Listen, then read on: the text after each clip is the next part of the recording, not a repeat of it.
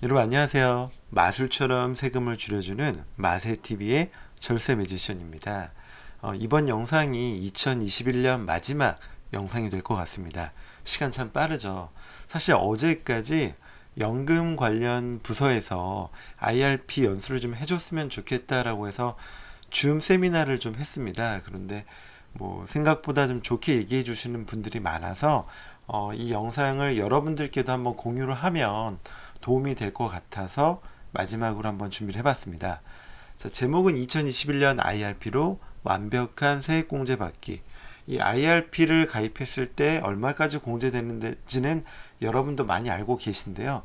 왜 우리가 굳이 바쁘고 하루하루 살기 힘든데 이 IRP에 가입을 해야 되고 또 700만 원까지만 세액 공제가 됨에도 불구하고 왜 그 이상 1800까지 불입을 해야 되는지, 그리고 이렇게 불입한 자금을 노후에 55세 이후에 수령을 할 때 우리한테 어떤 이점이 있는지 한번 이번 시간을 통해서 같이 생각해 보면 도움이 될 것 같습니다.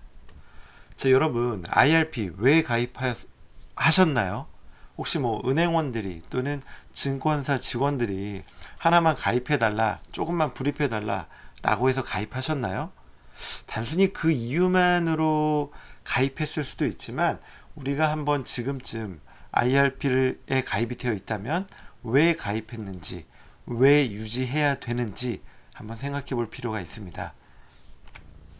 여러분, 우리는 이런 그래프 많이 보셨을 거예요. 우리가 태어나서 공부를 하고 학업을 잘 마치면 직장 생활을 하든 사업을 하든 이제 사회에 뛰어들죠. 그러면 우리는 수입이 발생을 합니다. 사회 초년생 때만 해도 쓰는 비용보다는 수입이 확실히 많겠죠. 그래서 저축할 수 있는 여력이 충분히 있어요. 나이가 들어가 결혼을 하고 아이를 낳고 내 집을 마련하고 이렇게 생활을 하다 보면 어느 시점에는 우리 경제적 정년이라고 하는 이 적자 분기점에 도달하게 됩니다. 40세가 될 수도 있고 50세가 될 수도 있고요. 60세가 될 수도 있습니다. 정해져 있지 않지만 어느 순간에는 우리가 벌어들이는 비용보다 쓰는 비용이 많아지는 시점은 분명히 다가옵니다. 그리고 노후 생활을 하다가 언젠가 우리는 하늘나라로 가겠죠. 그런데 이걸 누구나 다 알고 있는 사실인데 노후 준비에 대한 필요성을 느낀 지는 사실 채 몇 년이 되지 않습니다. 왜 그럴까요? 우리 60세 되면 뭐 하죠? 환갑잔치 하죠? 그 환갑잔치의 의미가 뭐죠? 60세까지 건강하게 살아주셔서 감사합니다 라는 의미로 이런 잔치를 했습니다. 그런데 요새 환갑잔치 하나요? 잘 안 합니다. 왜? 60세까지 사는 건 당연한 거고요. 80세, 90세까지 사는 것도 이제 어느 정도 당연한 시대가 되었습니다. 100세 시대가 도래했기 때문이죠. 사실 우리가 환갑잔치라는 거를 하는 60세까지가 우리의 어떤 기대 여명이었다라면 이때까지는 사실 우리가 노후 준비할 필요가 없어요. 왜? 50세, 55세까지 번 돈으로 충분히 60세까지 살 수 있거든요. 그리고 그 당시만 해도 은행에 저축만 해도 고금리 이자를 줬기 때문에 그 저축한 자금만으로도 충분히 노후 생활이 가능했습니다. 그런데 100세 시대라 불리는 지금은 어떻죠? 우리가 30살에 취업을 해서 55세까지 근무를 한다라고 해도 25년 정도입니다. 그런데 노후는 어떻게 되죠? 55세부터 90세까지라고만 해도 35년을 살아야 됩니다. 이제는 근무하는 기간, 일하는 기간보다 노후 생활을 해야 될 기간이 더 길어진 시대가 되었어요.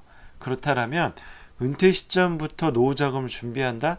단순히 은행에 예적금만 넣는다? 이걸로는 절대 우리의 노후 준비가 안 됩니다. 여러분 잘 알다시피 부동산 투자를 하던 뭔가 투자도 해야 되고요. 투자 외적으로 안정적으로 저축을 해서 이 시간값에 투자를 해야 됩니다. 그러기 위해서는 비용보다 수입이 많은 시점에 아주 어려서부터 저축을 해야 되는 이슈가 분명히 발생을 해요. 그런데 그냥 저축하라고 하면 아무도 안 하겠죠. 그래서 이 IRP라는 제도를 정부에서는 적극적으로 도입을 하기 시작을 합니다. 자, 그럼 우리가 은퇴한 다음에 내가 생활하는데 필요한 자금은 얼마나 드는지 한번 생각해 보셨나요? 이번 시간을 통해서 한번 같이 생각해 보시죠. 통계 자료를 좀 가져와 봤습니다. 자, 국민연금연구원에서는 적정 노후 월 생활비를 268만 원 정도로 책정을 했습니다. 부부 기준이고요. 최소 노후 생활비는 195만 원이라고 하네요. 자, 통계청에서는요, 이상적인 은퇴 후 생활비를 294만 원이라고 이야기를 하고 있고요. 하나금융그룹에서는 은퇴 후 충분한 생활비는 352만 원, 아주 적은 필수적으로 들어가는 생활비는 월 한 200만 원 정도가 필요하다라고 합니다. 자, 그러면 이렇게 월별로 들어가는 비용이 목돈으로 모이면 얼마 정도 필요할까? 또 한번 생각해 볼 필요가 있겠죠. 자, 국민연금연구원에서는 대략 9억 6천만 원 정도가 있어야 안정적인 노후 생활이 가능하다라고 이야기를 하고 있고요. 통계청에서는 10억 6천만 원, 그리고 하나금융그룹에서는 충분하게 살려면 적어도 12억 7천만 원, 최소 7억 3천만 원. 즉, 우리는 한 7억에서 13억 정도의 자금이 필요하다라는 걸 이런 통계 자료를 통해서 확인할 수 있었습니다. 자, 그러면 그냥 여러분들에게 노후를 위해 IRP에 가입해라, 절대 가입 안 하겠죠. 그래서 어떤 유인책을 줬냐? 바로 연말정산 때 세액공제를 주는 겁니다. 사실 몇 년 전만 해도 소득공제였기 때문에 소득이 많은 사람일수록 더 많이 돌려받았었죠. 그런데 세액공제로 바뀌면서 소득이 많던 적던 동일한 효과를 볼 수밖에 없게 되었습니다. 자, 이 IRP라는 통장은 사실은 이제 퇴직금을 받는 자금으로도 활용을 하고요. 내가 여기에 추가적으로 불입을 하면 이 부분에 대해서 세액공제를 받는 효과도 있습니다. 사실 우리가 그래서 직장 생활을 하다가 퇴직을 하게 되면 퇴직금을 받죠. 이 퇴직금은 원칙적으로 이 IRP라는 통장이 있어야만 받을 수 있습니다. 물론 예외적으로 퇴직금이 300만 원이 안 된다거나 55세가 지나서 받는다면 그냥 입출금 통장으로 받을 수 있지만 이건 아주 극히 예외적인 부분이고요. 일반적으로 젊은 직장인들이 회사 생활하다 퇴직한다. 그러면 무조건 IRP 통장이 있어야만 퇴직금을 받을 수 있다라고 생각을 하시면 되고요. 이 퇴직금을 IRP 통장에 넣는다고 해서 바로 퇴직소득세를 부과하는 게 아니고요. IRP에서 인출할 때 퇴직소득세가 부과가 됩니다. 그리고 우리가 개인부담금으로 해서 IRP 또는 개인연금저축 계좌에 불입을 하게 되면 최대 700만 원까지 세액공제가 가능합니다. 자, 이렇게 IRP에 최대 700만 원까지 넣었을 때 우리는 어떤 혜택을 볼 수 있을까요?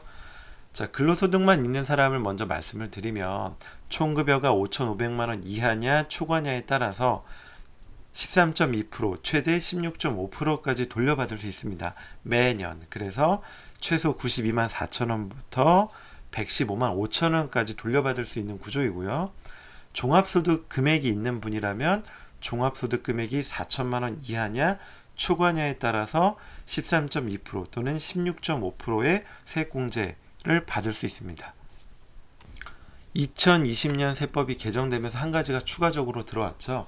만 50세 이상 거주자가 세액공제 받을 수 있는 연금계좌 납입 한도를 3년간 상향시키겠다. 2020년 1월 1일 이후 납입분부터라는 겁니다.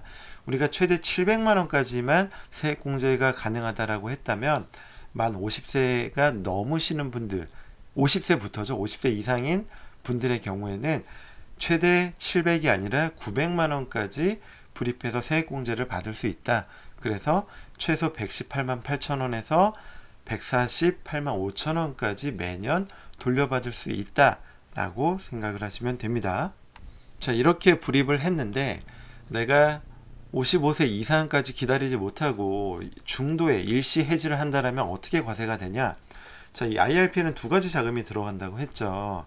우리가 퇴직해서 받는 퇴직금, 그리고 개인 부담금으로 불입한 금액, 그리고 이것들을 운용하면서 발생한 운용수익, 이렇게 나눠볼 수 있습니다. 크게는 퇴직금과 그 외로 나눠볼 수 있고요. 중도에 일시로 수령을 하게 되면 이 퇴직금은 퇴직 시점에 퇴직소득세가 확정이 됩니다. 이게 나중에 연금 형태로 수령할 때 일부 그 어떤 혜택을 주는 것 뿐이고요. 중도에 깼을 때는 어떤 가산세나 페널티가 있는 게 아니라 확정된 퇴직소득세를 납부하면 됩니다. 그리고 우리가 매년 700만 원씩 세액공제 받은 부분에 대한 것, 그리고 운용수익금에 대한 부분은 중도 해지했을 경우에는 기타 소득이라고 해서 16.5%로 원청 징수하면서 납세 의무가 종결이 됩니다.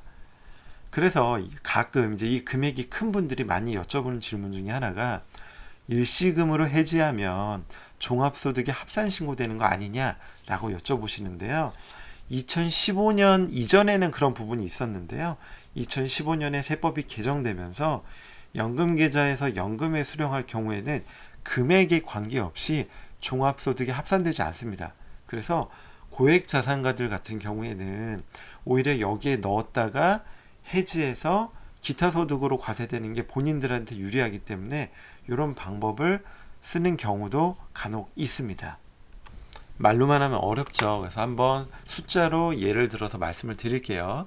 자, 퇴직소득이 3억이고 이때 퇴직소득세가 3천만 원으로 확정이 되었습니다. 그리고 내가 IRP에 본인 부담금으로 700만 원을 넣었고 모두 세액공제를 받았어요. 그리고 여기에 운용하면서 발생 운용수익이 2천만 원이 있다 라고 가정을 해보겠습니다. 이 자금들을 일시에 해지하면 어떻게 된다? 퇴직소득은 3억에서 퇴직소득세 3천을 제외한 2억 7천만 원을 받게 되어 있고요.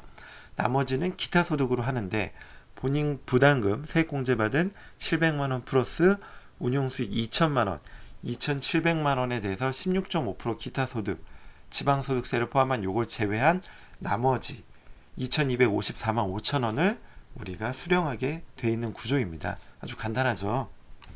자, 그리고 우리가 이렇게 IRP에 가입해서 세액공제도 받고 오랜 기간 인고의 시간을 거쳐서 IRP에 연금으로 수령을 할 때는 어떻게 되냐? 이 연금 수령 요건은 세 가지를 갖춰야 됩니다.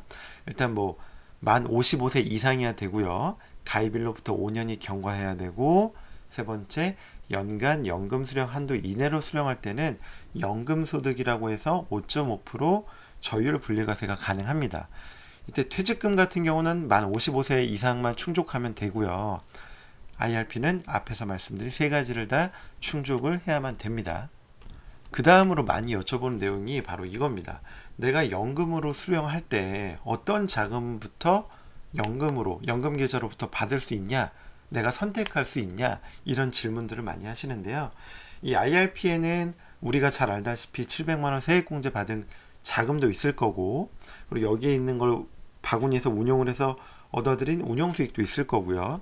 퇴직금도 있겠죠. 퇴직소득도 있고, 그리고 뒤에서 한 번 더 이야기를 하겠지만 700만 원까지만 불입할 수 있는 게 아니고요. 연간 1,800만 원까지 불입을 할 수 있습니다. 그러면 700만 원을 초과해서 불입한 금액이 있다라면 이 과세되지 않는 세액공제를 받지 않았기 때문에 내가 은행에 그냥 잠시 맡겼다 찾는 구조라서 과세 제외되는 금액도 있습니다. 이렇게 세 가지 자금이 섞여 있는데 어떤 것부터 연금 계좌에서 인출이 되냐? 첫 번째는 과세되지 않는 자금입니다. 우리가 세액공제 받지 않고 은행에 맡겼다 찾는 자금이 먼저 인출이 되고요. 그렇기 때문에 얘는 당연히 세금이 없겠죠. 이 자금이 하나하나 빠져서 다 소진이 되고 나면 두 번째로 나오는 건 우리 퇴직금입니다. 이 퇴직금이 나올 때 퇴직소득세가 나눠서 같이 계산이 되고요. 확정된 퇴직소득세의 30%가 절감이 돼서 우리가 퇴직금을 받을 수 있는 구조입니다. 그리고 10년 초과분부터는 30% 절감이 아니라 40% 절감된 퇴직소득세가 부과가 되는 것으로 여러분들 많이 들어보셨죠? 이렇게 퇴직소득 금액까지 다 인출이 되고 나면 마지막으로 인출되는 게 우리가 세액공제 받은 거, 그리고 여기서 운용하면서 발생한 수익금에 대한 부분입니다. 자, 이것을 55세 이후에 연금 형태로 연금 수령 한도 이내로 받는다라면 5.5% 저율 분리과세가 가능하고요. 70세가 넘어서 70세부터 수령을 한다라면 4.4, 80세 이상이면 3.3% 연금소득세율을 적용을 합니다. 그리고 연간 이를 사적연금이라고 하는데 이 연간 사적연금 수령액의 합계액이 1200만 원을 초과하지 않는다라면 이 5.5, 4.4, 3.3 저율 분리과세로 납세 의무가 종결이 됩니다. 물론 이거 초과할 경우에는 그리고 다른 소득이 있다면 합산을 하겠죠.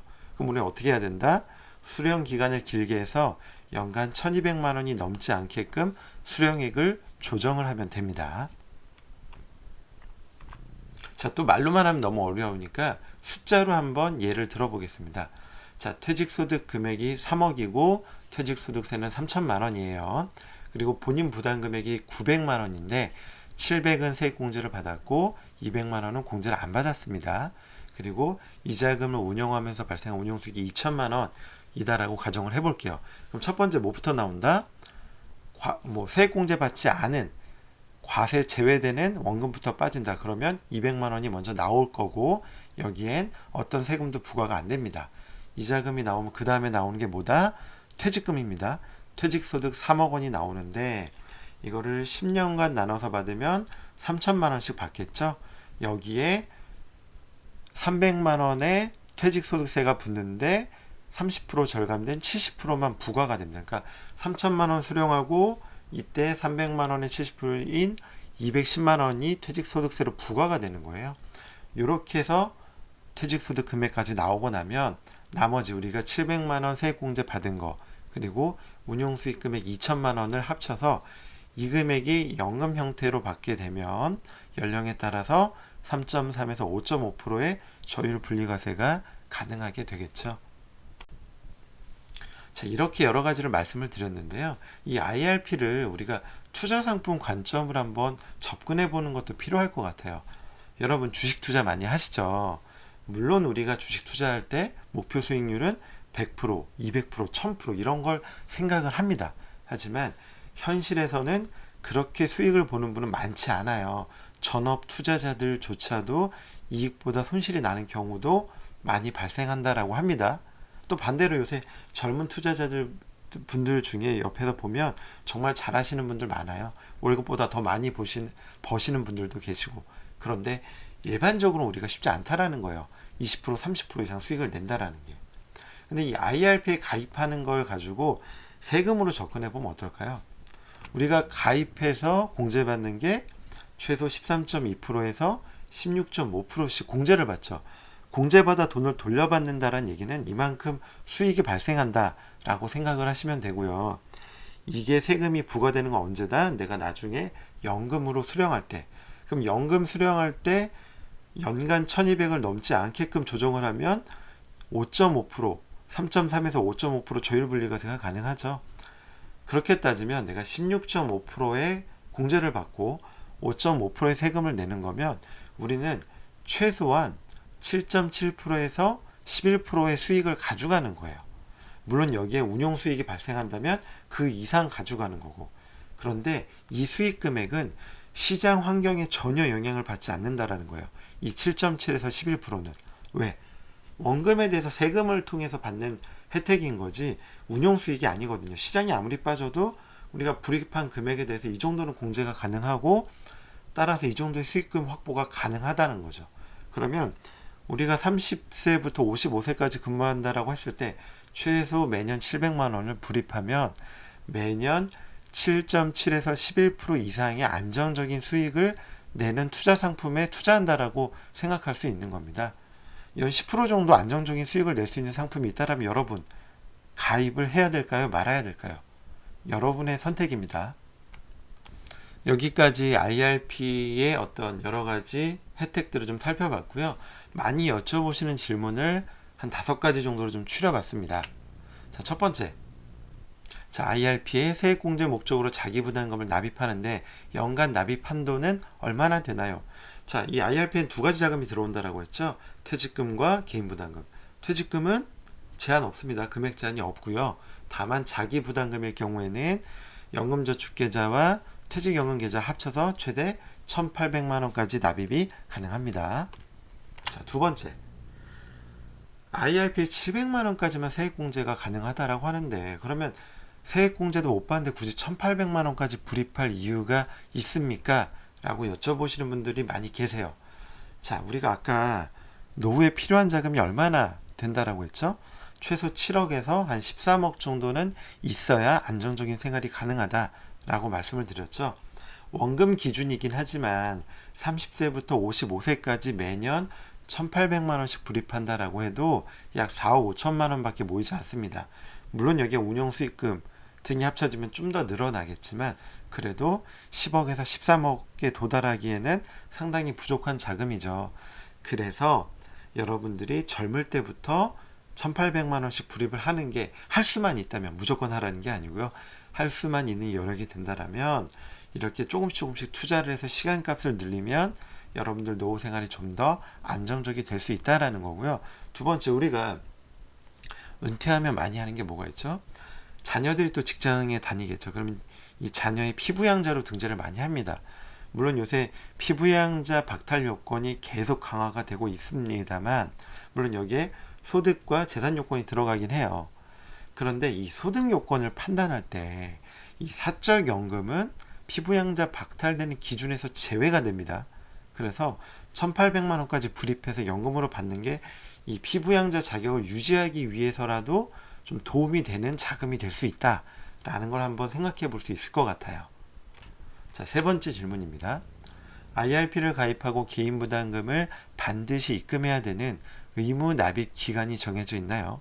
또 이 연금으로 수령하기 위한 요건 중에 가입일로부터 5년 경과라고 있는데 이 5년 동안은 그럼 계속해서 입금을 해야만 합니까? 라는 질문도 종종 하는데 절대 그런 게 아닙니다. 연간 불입 한도로 설정한 범위 내에서 내가 설정하는 거고요. 내가 불입할 수 있는 여력만큼 자유롭게 납입하시면 됩니다. 매달 20만 원씩 하다가 12월 말에 한꺼번에 나머지 금액의 여유가 있으면 불입할 수도 있는 거고요. 네 번째, 퇴직금을 IRP로 이체받고 나서 바로 해지했어요. 그런데 이 IRP 유지하면 퇴직소득세가 30% 절감된다는 이야기를 며칠 지나서 들었습니다. 그래서 내가 이 IRP에 다시 입금하고 싶어요. 왜? 이 퇴직금은 퇴직금 수령일로부터 60일 이내에 IRP에 넣을 때 퇴직소득세가 30% 절감된다라고 이야기를 하거든요. 그래서 나는 그러면 해지했지만 실수를 되돌려서 다시 입금을 하면 이 과세 이연이 가능합니까? 라고 여쭤보는 분들도 계신데요. 안타깝게도 이건 불가능합니다. 이 세법상 퇴직금에 대한 재과세 이연은 허용하지 않는다라고 이야기를 하기 때문에 좀 요 방법은 어렵습니다. 그래서 퇴직금을 해지할 때 내 어떤 그 지분에 의해서 하지 마시고요. 은행원 분들한테 꼭 여쭤보시고 의사 판단을 하셔서 저런 안타까운 실수를 하지 않으셨으면 좋겠습니다. 자, 마지막으로 내가 1,000만 원을 2020년도에 1,000만 원 IRP에 넣었어요. 700까지만 세공제가 됐겠죠. 그러면 나머지 공제받지 않는 300만 원을 2021년 올해 세공제 대상으로 하고 싶은데 가능할까요? 당연히 가능합니다. 가능하고요. 이 해당 금융기관, 내가 불입한 해당 금융기관에 당해년도 납입금으로 전환 신청을 해야 됩니다. 가만히 있으면 되는 게 아니고 여러분들이 해당 금융기관에 가셔서 전환 신청을 하시면 충분히 돌려받을 수 있습니다. 자, 이렇게 지금까지 IRP에 대해서 여러 가지 질문들 그리고 중요한 내용, 투자 상품으로 접근하는 방법 등 여러 가지를 한번 같이 생각을 해봤습니다. 그리고 100세 시대까지. 자, 이렇게 되면 여러분들도 아마 지금 조금 여력이 있다라면 불입하고 싶은 생각이 좀 들으셨을 거예요.